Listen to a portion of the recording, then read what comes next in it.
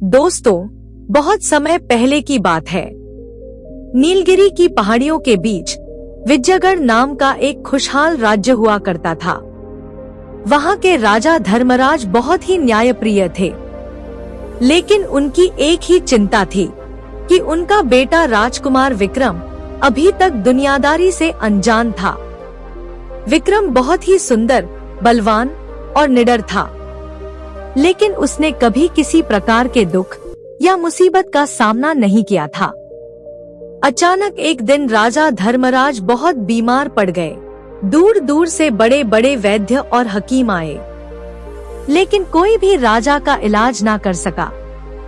राजा की सांसें अटकने लगी और पूरा राज्य शोक में डूब गया। तभी गांव के एक बहुत बुजुर्ग साधु महल में आए। उन्होंने राजकुमार विक्रम को बताया कि अगर वह संजीवनी मणि रत्न ले आए तो वह अपने पिता के प्राण बचा सकता है। लेकिन समस्या यह थी कि वह मणि रत्न कालावन नाम के एक भयानक जंगल में था, जहां महाकाल नाम का एक मायावी राक्षस राज करता था। महाकाल के पास इतनी शक्तियां थी कि वह हवा को भी रोक सकता था, रात को दिन बना सकता था और दिन को रात बना सकता था। लोगों का कहना था कि उस जंगल में आज तक जो भी गया है वह कभी वापस लौटकर नहीं आया। राजकुमार विक्रम ने अपने पिता की जान बचाने के लिए उसी वक्त कसम खाई कि अब वह उस मणि रत्न को लेकर ही वापस आएगा। माता पिता का आशीर्वाद लेकर अपनी तलवार और घोड़े के साथ विक्रम उस भयानक कालावन की ओर निकल पड़ा। जैसे जैसे विक्रम कालावन के करीब पहुंचा, हवा ठंडी और भारी होने लगी। पक्षियों की चहचहाट बंद हो गई और चारों तरफ एक अजीब सी खामोशी छा गई। जंगल की सीमा पर पहुंचते ही उसके घोड़े ने आगे बढ़ने से मना कर दिया और डर के मारे हिनहिनाने लगा। यह सब देखकर विक्रम समझ गया कि आगे का सफर उसे पैदल ही तय करना होगा। उसने घोड़े को वहीं छोड़ा और घने जंगल में प्रवेश किया। जंगल वाकई मायावी था। वहाँ के पेड़ काले थे और उनके पत्ते नीले रंग के चमक रहे थे। पर अजीब बात यह थी कि वहाँ सूरज की रोशनी जमीन तक नहीं पहुँचती थी। फिर भी एक रहस्यमय बैंगनी रंग की रोशनी हर जगह फैली हुई थी। विक्रम अभी कुछ दूर ही गया था, तभी उसे ऐसा महसूस हुआ कि पेड़ अपनी जगह बदल रहे हैं। सीधा दिखने वाला रास्ता अचानक गायब हो जाता था और उसके स्थान पर नई पगडंडी बन जाती थी। असल में यह महाकाल राक्षस की माया थी, पर विक्रम डरकर रुका नहीं। नदी पार करते ही जंगल का नजारा बदल गया। अब वहाँ काले डरावने पेड़ों की जगह सुंदर चमकीले फूलों वाले पौधे थे। हवा में एक मीठी सी सुगंध फैली थी। विक्रम बहुत हैरान था कि राक्षस के जंगल में इतनी सुंदर जगह कैसे हो सकती है। वह धीरे धीरे आगे बढ़ा और एक पुरानी भव्य गुफा के पास पहुंचा, जिसके बाहर एक सुंदर बगीचा था। और वहां उसने जो देखा उससे उसकी पलकें झपकना बंद हो गईं। वहां एक युवती बैठी थी जो इंसान जैसी दिखती थी, लेकिन उसकी आंखों में एक अजीब सी सुनहरी चमक थी और उसके रेशम जैसे बाल सोने की तरह चमक रहे थे। वह फूलों से बातें कर रही थी और उसके इशारे पर फूल खिल रहे थे। वह महाकाल राक्षस की इकलौती बेटी रूपसी थी। रूपसी अपने पिता के क्रूर स्वभाव से बिल्कुल अलग थी। उसका दिल मोम जैसा नरम था और उसे हिंसा से बहुत नफरत थी। महाकाल उसे दुनिया की नजरों से बचाकर इस गुप्त बगीचे में रखता था। विक्रम एक पेड़ के पीछे छिपकर उसे देखने लगा। उसे लगा कि शायद यह कोई वन देवी है। तभी विक्रम का पैर एक सूखी टहनी पर पड़ा और कड़क की आवाज हुई।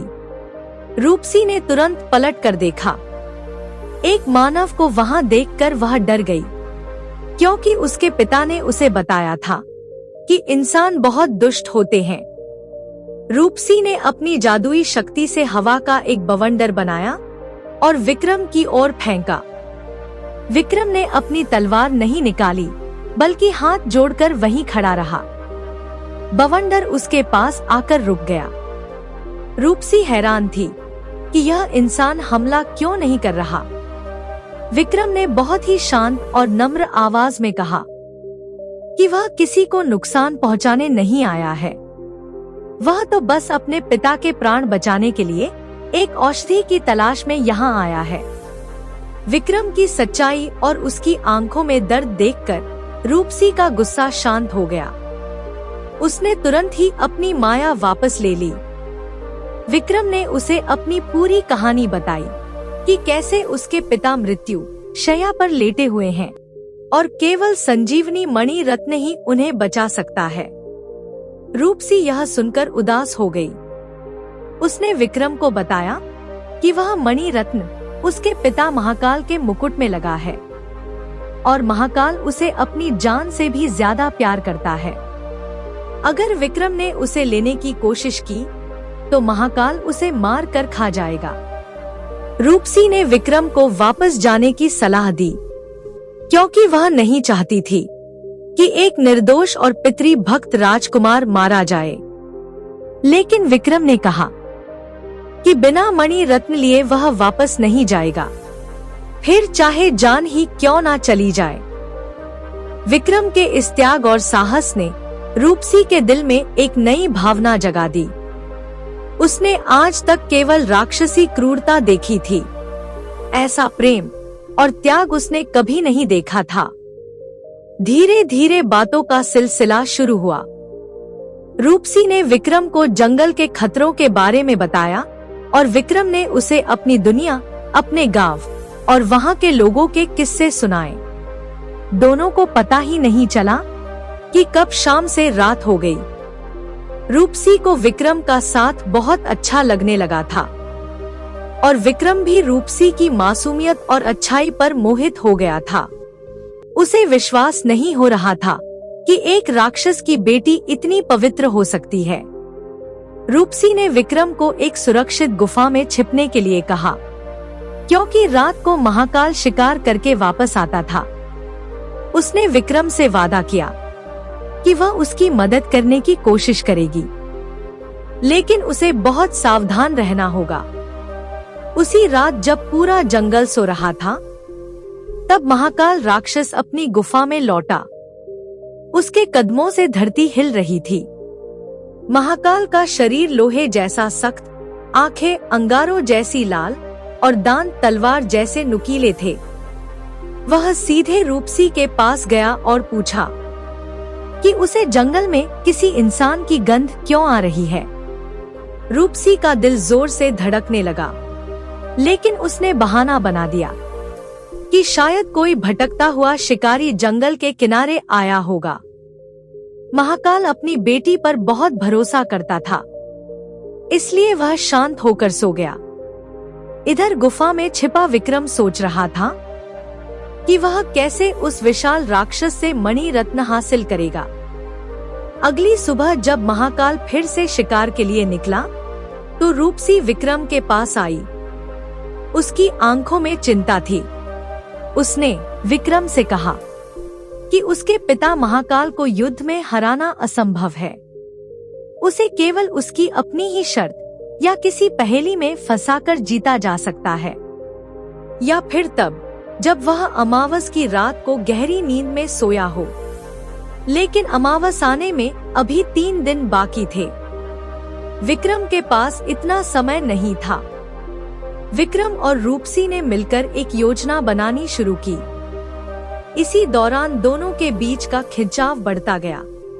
विक्रम ने रूपसी का हाथ थाम कर कहा कि अगर वह जीवित बचा तो वह उसे इस अंधेरे जंगल से निकालकर अपनी दुनिया की रोशनी दिखाएगा।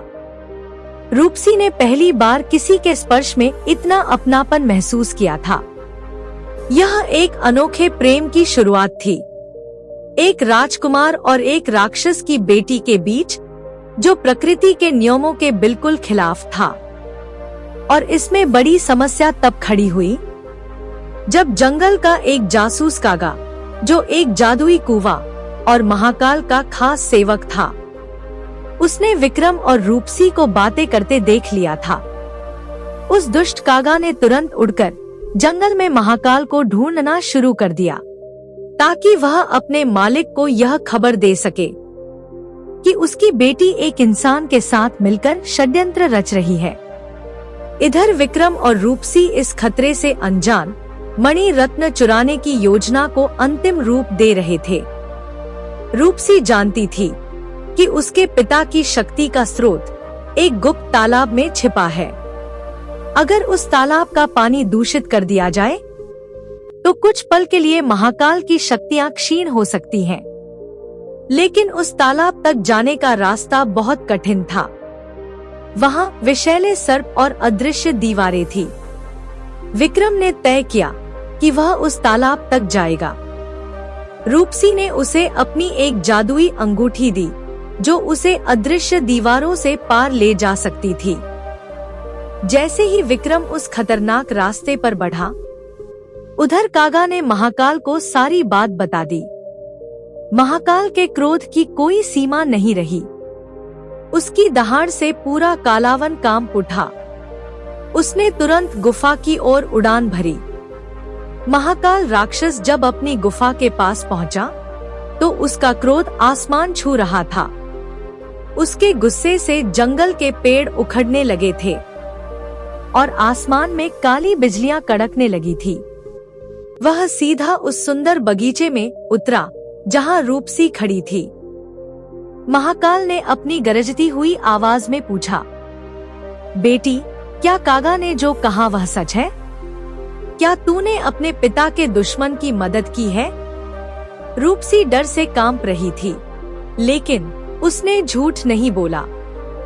उसने कहा, हाँ पिताजी, वह कोई दुश्मन नहीं है। वह एक बेटा है जो अपने पिता की जान बचाने आया है। प्रेम और त्याग कोई अपराध नहीं है। यह सुनकर महाकाल की आंखों में खून उतर आया। उसे लगा कि उसकी अपनी बेटी ने उसकी पीठ में छुरा घोंपा है। उसने आव देखा ना ताव। अपनी जादुई छड़ी घुमाई और रूपसी के चारों तरफ आग का एक घेरा बना दिया। यह एक तरह का अग्नि बंधन था जिसे कोई नहीं तोड़ सकता था। महाकाल ने कड़क कर कहा, रूपसी, अब तुझे यहीं कैद रहना होगा जब तक मैं उस राजकुमार का खून पीकर वापस नहीं आ जाता। आज तू देखेगी कि तेरा पिता कितना निर्दयी हो सकता है। रूपसी रोती रह गई, लेकिन महाकाल वहां से आंधी की तरह उड़ गया। उसे पता था कि विक्रम काल सरोवर व गुप्त तालाब की तरफ गया है। महाकाल ने अपनी रफ्तार बढ़ा दी। वह हवा से बातें करने लगा ताकि विक्रम के वहां पहुंचने से पहले ही वह उसे दबोच सके। उधर राजकुमार विक्रम जंगल के सबसे खतरनाक हिस्से में था। रूपसी ने उसे बताया था कि काल सरोवर तक पहुंचने के लिए उसे सांपों की घाटी पार करनी होगी। जैसे ही विक्रम वहां पहुंचा, उसे हजारों फुफकारें सुनाई दी। जमीन पर पैर रखने की जगह नहीं थी। हर तरफ जहरीले काले सांप थे। विक्रम के पास रूपसी की दी हुई जादुई अंगूठी थी। जैसे ही उसने अंगूठी की चमक सांपों पर डाली, सांप रास्ता छोड़कर पीछे हटने लगे। विक्रम तेजी से आगे बढ़ा। झाड़ियां उसके कपड़े फाड़ रही थी। कांटे उसके पैरों में चुभ रहे थे, लेकिन उसका ध्यान केवल अपने लक्ष्य पर था। उसे अपने बीमार पिता का चेहरा याद आ रहा था। घाटी पार करते ही उसे सामने एक भयानक दृश्य दिखा। दो बड़ी बड़ी काली चट्टानों के बीच एक तालाब था, जिसका पानी कोयले जैसा काला था और उसमें से बदबू आ रही थी। यही वह स्रोत था जिससे महाकाल को अमरता और शक्ति मिलती थी। रूपसी ने विक्रम को एक पवित्र नीलम पत्थर भी दिया था और कहा था कि अगर यह पत्थर तालाब में डाल दिया जाए तो पानी शुद्ध हो जाएगा। और महाकाल की काली शक्तियां कुछ समय के लिए सो जाएंगी। विक्रम ने वह पत्थर निकाला और तालाब के किनारे की ओर दौड़ पड़ा। अभी वह हाथ उठाने ही वाला था कि पीछे से एक जोरदार धमाका हुआ। विक्रम लुढ़क कर दूर जा गिरा। जब विक्रम ने सिर उठाकर देखा तो सामने साक्षात मौत खड़ी थी। महाकाल वहां पहुंच चुका था। वह अपने असली रूप में था। बड़े बड़े हाथ, ऊंचा पत्थर जैसा शरीर और हाथों में एक भारी गदा। महाकाल जोर से हंसा। मूर्ख इंसान, तू मेरी ही बेटी की मदद से मुझे हराने चला था। अब देख मैं तेरा क्या हाल करता हूँ। महाकाल ने अपनी गदा घुमाकर विक्रम पर वार किया। विक्रम बहुत फुर्तीला था। उसने जमीन पर लुढ़क कर खुद को बचा लिया। राक्षस की गदा जोर से जमीन पर लगी और वहां एक गहरा गड्ढा हो गया। विक्रम ने भी अपनी तलवार निकाली, लेकिन वह अच्छे से जानता था कि राक्षस की सख्त चमड़ी पर तलवार का कोई असर नहीं होगा। उसका एकमात्र मौका बस वो पवित्र नीलम था, जो उसके हाथ से छूटकर दूर जा पड़ा था। पर विक्रम ने हार नहीं मानी। उसने महाकाल का ध्यान भटकाने के लिए इधर उधर भागना शुरू किया। महाकाल गुस्से में अंधा होकर हर तरफ वार कर रहा था, जिससे बड़े बड़े पेड़ माचिस की तीलियों की तरह टूट रहे थे। विक्रम मौका पाकर नीलम की तरफ लपका। जैसे ही उसने नीलम उठाया, महाकाल ने अपनी जादुई शक्ति से विक्रम के पैरों को जमीन में जकड़ दिया। विक्रम हिल नहीं पा रहा था और महाकाल धीरे धीरे उसकी तरफ बढ़ रहा था। उसके चेहरे पर एक क्रूर मुस्कान थी। अब तुझे कोई नहीं बचा सकता, राक्षस ने कहा और अपना विशाल पंजा विक्रम का गला घोटने के लिए आगे बढ़ाया। तभी एक चमत्कार हुआ। उधर अग्नि बंधन में कैद रूपसी ने अपनी आंखें बंद की और सच्चे दिल से प्रार्थना की। उसका प्रेम और विक्रम की सच्चाई इतनी ताकतवर थी कि उसकी आंखों से गिरा हर आंसू पानी बनकर आग को बुझाने लगा। देखते ही देखते आग सारी बुझ गई और रूपसी आजाद हो गई। उसने हवा को आदेश दिया और हवा के तेज झोंके ने उसे उड़ाकर पल भर में काल सरोवर तक पहुंचा दिया। इधर महाकाल विक्रम का गला दबाने ही वाला था कि तभी रूपसी बीच में आ गई। उसने चिल्लाकर कहा, रुक जाइए पिताजी। महाकाल का हाथ हवा में ही रुक गया। अपनी बेटी को वहां देख वह हैरान रह गया। हट जा रास्ते से रूपसी, आज इसे मरना होगा। महाकाल जोर से गरजा। रूपसी ने रोते हुए कहा, अगर आपने इसे मार दिया तो आप अपनी बेटी को भी खो देंगे। इसकी पितरी भक्ति देखिए, यह अपनी जान पर खेल कर आया है। आप शक्तिशाली तो हैं, पर क्या आपकी शक्ति एक निहत्थे बालक को मारने के लिए है? महाकाल का दिल पसीजने लगा, लेकिन उसका अहंकार बहुत बड़ा था। उसने कहा, नहीं रूपसी, इंसानों पर भरोसा नहीं किया जा सकता। यह मणि रत्न मेरी शान है और यह इसी को लेने आया है। विक्रम अभी भी जमीन में जकड़ा हुआ था। उसने बड़ी मुश्किल से कहा, हे महाकाल, मुझे आपकी शक्ति या राज्य नहीं चाहिए। मुझे आपका मणि रत्न बस कुछ समय के लिए उधार चाहिए। मेरे पिता को ठीक होते ही मैं उसे वापस कर दूंगा। एक बार मुझ पर विश्वास करके देखिए। महाकाल ने पहली बार किसी इंसान की आंखों में इतना साहस और सच्चाई देखी थी। लेकिन राक्षस की फितरत इतनी जल्दी नहीं बदलती। महाकाल ने विक्रम के सामने एक शर्त रखी। उसने कहा, ठीक है मानव, अगर तू सच्चा है तो तुझे एक परीक्षा देनी होगी। मैं तुझे मणि रत्न दे दूंगा, लेकिन इसके बदले में तुझे अपनी सबसे कीमती चीज मेरे पास गिरवी रखनी होगी। जब तू मणि रत्न वापस करने आएगा तब मैं तुझे वह चीज वापस कर दूंगा। विक्रम सोच में पड़ गया। उसके पास तो उसका घोड़ा था और उसकी तलवार थी, लेकिन सबसे कीमती क्या था? विक्रम ने रूपसी की तरफ देखा और अपनी छाती पर हाथ रखकर कहा, मेरे पास मेरे प्राण और मेरे वचन के अलावा कुछ नहीं है।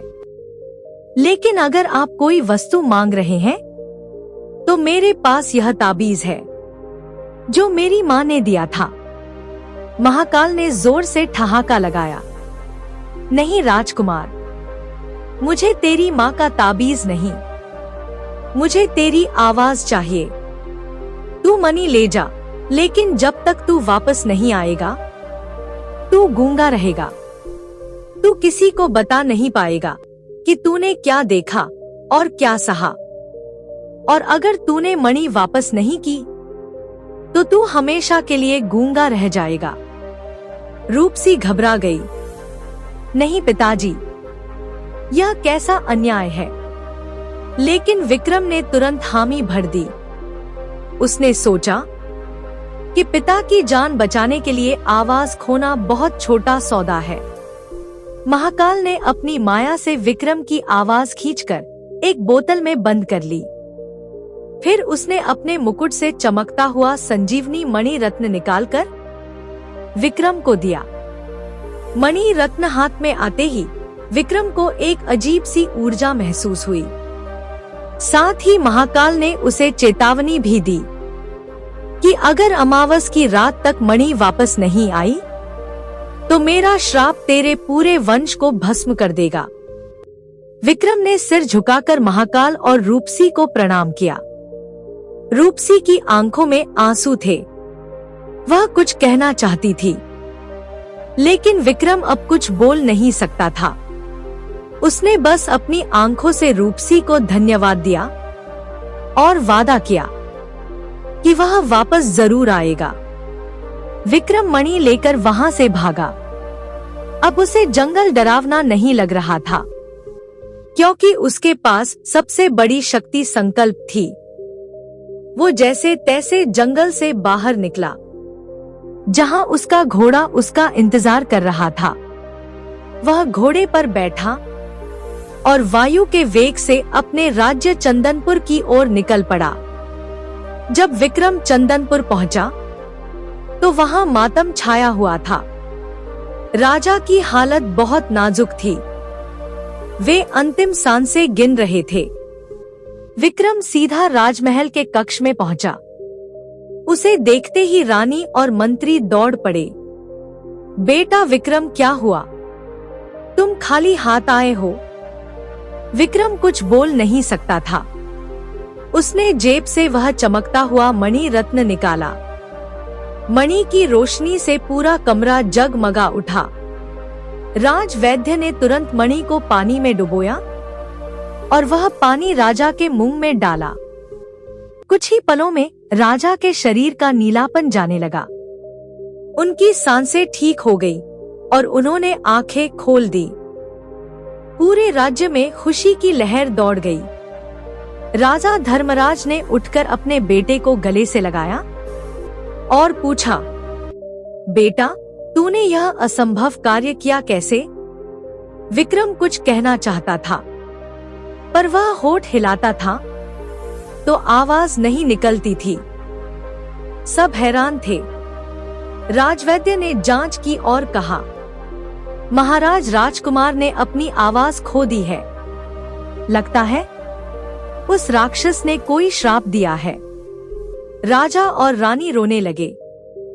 जिस बेटे ने पिता के लिए इतना बड़ा त्याग किया, वह अब माँ या पिताजी भी नहीं बोल सकता था। दिन बीतने लगे।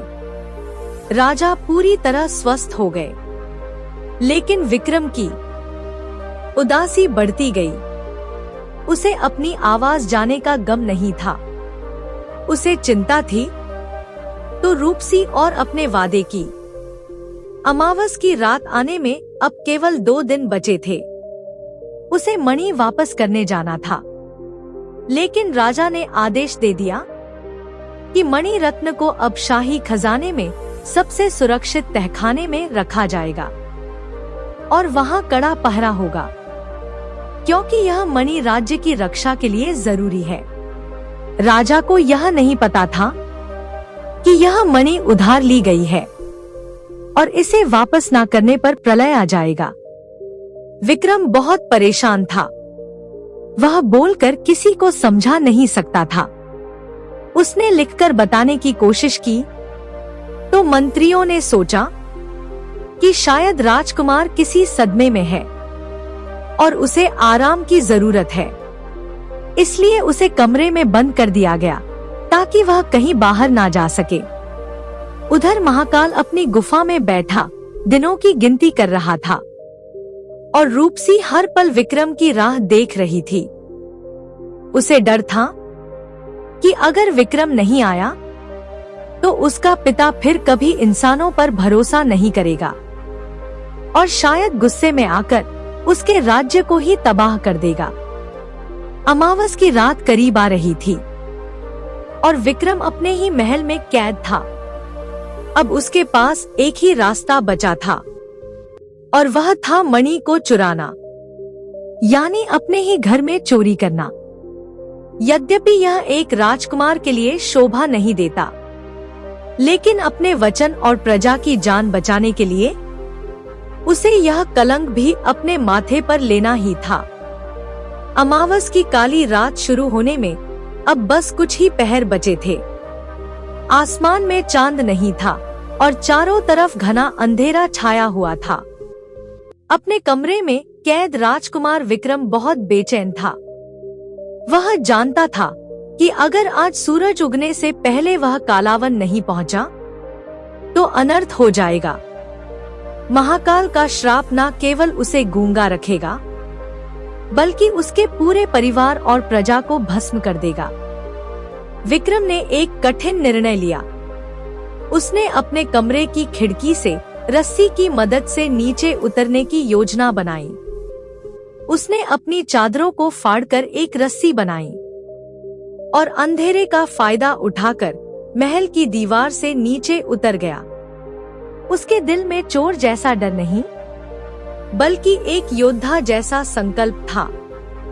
वो दबे पांव शाही खजाने की ओर बढ़ा।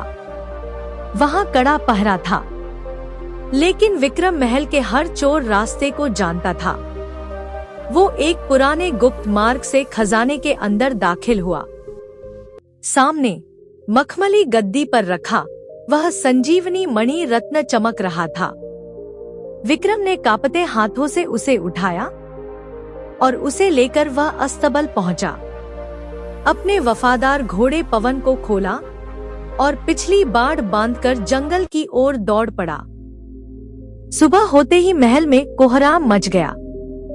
पहरेदारों ने देखा कि खजाने से मणि रत्न गायब है और राजकुमार भी अपने कमरे में नहीं है। राजा धर्मराज को जब यह खबर मिली तो उन्हें गहरा धक्का लगा। उन्हें लगा कि शायद राक्षस के जादू के असर से विक्रम का मानसिक संतुलन बिगड़ गया है और वह मणि रत्न लेकर भाग गया है। राजा ने तुरंत सेनापति को आदेश दिया कि अपने सैनिकों को लेकर जाओ और विक्रम को पकड़ कर लाओ। वह कालावन की तरफ ही गया होगा। हमें वह मणि रत्न हर हाल में वापस चाहिए। घोड़ों की टापों से धरती गूंज उठी। राजा खुद सेना के साथ आगे थे। उधर विक्रम हवा से बातें कर रहा था। उसका घोड़ा पवन भी जैसे अपने मालिक की मुसीबत समझ रहा था। वो बिना थके दौड़ रहा था। शाम होते होते विक्रम कालावन की सीमा पर पहुंच गया। जंगल आज पहले से भी ज्यादा भयानक लग रहा था। अमावस की वजह से वहां की शक्तियां अपने चरम पर थी। जैसे ही विक्रम ने जंगल में प्रवेश किया, पीछे से उसे भारी सेना के आने की आवाज सुनाई दी। उसके पिता के सैनिक उसे पकड़ने ही वाले थे। अब विक्रम दो मुसीबतों के बीच फंसा था। सामने महाकाल राक्षस और पीछे अपने ही पिता की सेना। उधर महाकाल की गुफा में सन्नाटा था। महाकाल क्रोध में उबल रहा था। सूरज डूब चुका था और अमावस की काली रात गहराने लगी थी। महाकाल ने रूपसी की तरफ देखा और कहा, देख लिया बेटी, मैंने कहा था ना कि ये इंसान बड़े धोखेबाज होते हैं। रूपसी की आंखों से आंसू बह रहे थे, लेकिन उसका दिल कह रहा था कि विक्रम जरूर आएगा। महाकाल ने अपनी गदा उठाई और उड़ान भरने के लिए तैयार हुआ। तभी गुफा के बाहर घोड़े की हिनहिनाहट सुनाई दी। महाकाल और रूपसी गुफा के बाहर आए। उन्होंने देखा कि विक्रम पसीने से लथपथ खड़ा है और उसके हाथ में वही चमकता हुआ मणि रत्न है। विक्रम ने घोड़े से उतरकर दौड़ते हुए महाकाल के चरणों में वह मणि रख दी। विक्रम का शरीर थकान से चूर था। वह कुछ बोल नहीं सकता था, लेकिन उसकी आंखें कह रही थी कि मैंने अपना वचन निभा दिया है। महाकाल यह देखकर सन्न रह गया। उसने आज तक किसी इंसान को मौत के मुंह में वापस आते नहीं देखा था, वह भी केवल एक वादा निभाने के लिए। ठीक उसी वक्त जंगल के किनारे पर राजा धर्मराज और उनकी सेना भी पहुंच गई। राजा ने दूर से देखा कि उनका बेटा एक भयानक राक्षस के सामने खड़ा है। राजा को लगा कि वह राक्षस विक्रम को मारने वाला है। तब राजा और उसके सैनिकों ने तीरों की बौछार शुरू कर दी। उनके तीर महाकाल के शरीर से टकराकर टूटने लगे। महाकाल को गुस्सा आ गया। उसने एक फूंक मारी और एक भयंकर आंधी पैदा हो गई, जिससे राजा के सैनिक तिनकों की तरह उड़ने लगे। राजा धर्मराज घोड़े से गिर पड़े। महाकाल आगे बढ़ा ताकि वह राजा को कुचल सके। तभी विक्रम अपने पिता और राक्षस के बीच में खड़ा हो गया। उसने अपने हाथ फैला दिए, जैसे कह रहा हो कि मेरे पिता को मारने से पहले मुझे मारो। यह दृश्य देखकर महाकाल रुक गया। उसने देखा कि यह लड़का न केवल सच्चा है, बल्कि निडर और प्रेम से भरा है। उधर राजा धर्मराज भी हैरान थे कि उनका बेटा राक्षस से लड़ने की बजाय उसे शांत क्यों कर रहा है। महाकाल का पत्थर दिल पिघल गया। उसने अपनी माया वापस खींच ली। आंधी अचानक रुक गई। महाकाल ने अपनी कमर से वह कांच की बोतल निकाली जिसमें विक्रम की आवाज कैद थी। उसने बोतल का ढक्कन खोला और एक सुनहरे धुएं के रूप में उड़ती हुई वह आवाज विक्रम के गले में वापस समा गई। विक्रम ने जोर से कहा, पिताजी रुक जाइए, यह राक्षस दुष्ट नहीं है। विक्रम की आवाज सुनते ही राजा धर्मराज दौड़कर उसके पास आए। तब विक्रम ने अपने पिता को पूरी कहानी बताई कि कैसे महाकाल ने उसे मणि उधार दी थी और कैसे उसने अपनी आवाज गिरवी रखी थी। राजा धर्मराज ने महाकाल के सामने हाथ जोड़कर कहा, हे वनराज, मुझे क्षमा करें। मैंने आपको केवल एक राक्षस समझा, लेकिन आप तो महान हैं। आपने मेरे पुत्र को जीवन दान और ज्ञान दोनों दिया है। महाकाल हल्की सी हंसी से हंसा, लेकिन इस बार उसकी हंसी में जरा सी भी क्रूरता नहीं थी। उसने रूपसी को गुफा से बाहर बुलाया। रूपसी संकोच करते हुए बाहर आई। उसकी सुंदरता और दिव्यता को देखकर राजा और सैनिक मंत्रमुग्ध हो गए। महाकाल ने विक्रम के कंधे पर हाथ रखकर कहा, राजकुमार, तुम सच्चे वीर हो। तुम्हारी सच्चाई ने आज एक राक्षस को भी इंसानियत सिखा दी। अब यह मणि रत्न तुम्हारा है। तुम इसे मेरी तरफ से दिया हुआ एक उपहार समझो, और इसके साथ ही आज मैं तुम्हें अपनी सबसे अनमोल दौलत सौंपता हूँ। महाकाल ने रूपसी का हाथ विक्रम के हाथ में देकर कहा, मेरी बेटी इस जंगल में अकेली थी। इसे एक ऐसे साथी की जरूरत थी जो इसके कोमल दिल को समझ सके, जो तुमसे बेहतर कोई नहीं हो सकता। रूपसी और विक्रम की आंखों में खुशी के आंसू थे।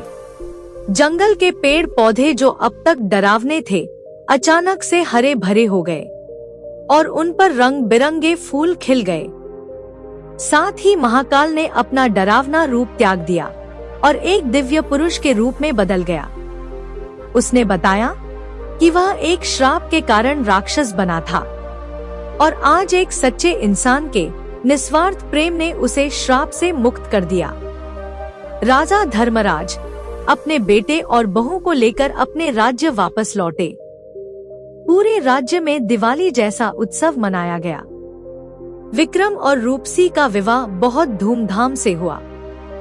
उस मणिरत्न को मंदिर में स्थापित किया गया, जिसकी रोशनी से राज्य में कभी कोई बीमारी नहीं फैली। विक्रम और रूपसी ने मिलकर राज्य को स्वर्ग जैसा बना दिया। उन्होंने जंगल को भी सुरक्षित घोषित कर दिया, ताकि इंसान और प्रकृति दोनों मिलजुल कर रह सकें। दोस्तों, कहानी अच्छी लगी हो तो वीडियो को लाइक करके हमारे चैनल को सब्सक्राइब भी जरूर कर लीजिएगा। धन्यवाद दोस्तों।